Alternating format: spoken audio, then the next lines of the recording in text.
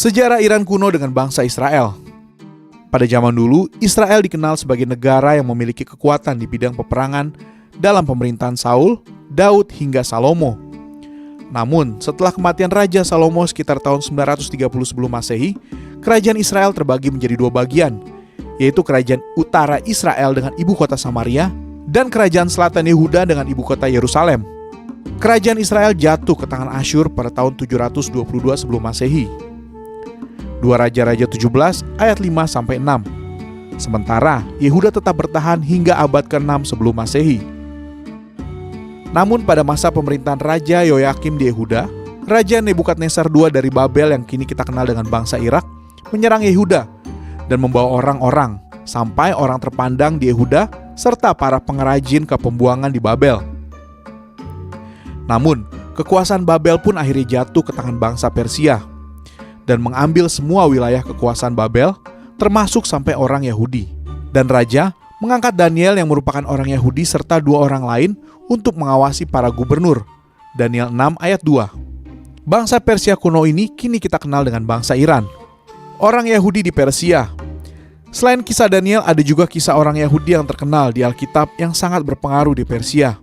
Pada tahun 522 sampai 486 sebelum Masehi, Raja Ahasiweros memerintah kerajaan Persia yang meliputi semua tanah India bagian timur sampai Ethiopia yang terbagi dalam 127 provinsi atau wilayah. Di saat Raja Ahasiweros merencanakan mengadakan pemilihan seorang ratu untuk menggantikan Ratu Wasti, Ester 1 ayat 10-22, ada seorang wanita Yahudi yang dipandang oleh raja dan mendapatkan kasih sayang serta perhatian lebih. Akhirnya, dialah yang berhasil menggantikan posisi ratu, yaitu Ester. Namun, tak lama dari pemilihan tersebut ada kabar bahwa seluruh orang Yahudi akan dimusnahkan karena Mordekai, paman dari Ester, tidak mau mengikuti perintah untuk sujud kepada Haman, seorang pejabat terkemuka, karena ia hanya mau sujud kepada Tuhan. Sehingga membuat Haman menjadi marah. Tapi karena keberanian Ratu Ester serta pimpinan Tuhan, akhirnya keadaan berbalik. Dan Hamanlah yang tergantung di tiang yang ia buat untuk memusnahkan orang Yahudi. Ester 7 ayat 9-10. Fakta sejarah adanya orang Yahudi di Iran. Kisah adanya orang Yahudi atau orang Israel di Iran bukanlah cerita belaka. Ada beberapa fakta yang memperkuat kisah ini. Ditemukannya makam Ester dan Mordekai.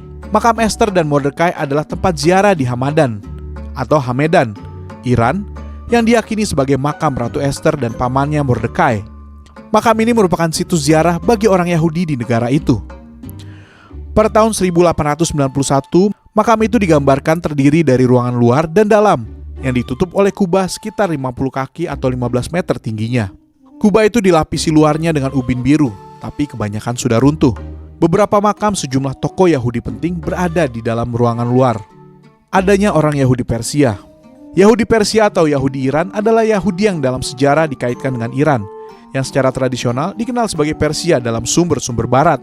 Menurut Komite Yahudi Tehran, jumlah penduduk Yahudi di Iran diperkirakan sekitar 25.000 sampai 35.000. Diperkirakan ada 15.000 di Tehran, sementara sisanya berada di Hamdan, Shiraz, Isfahan, Kermanshah, Yazid, Kerman, Rafsanjan, Borujet, Sanandaj, Tabriz, dan Urmia.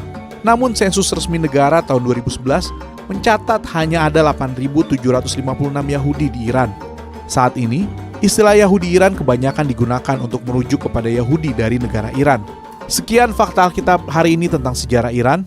Tuhan Yesus memberkati.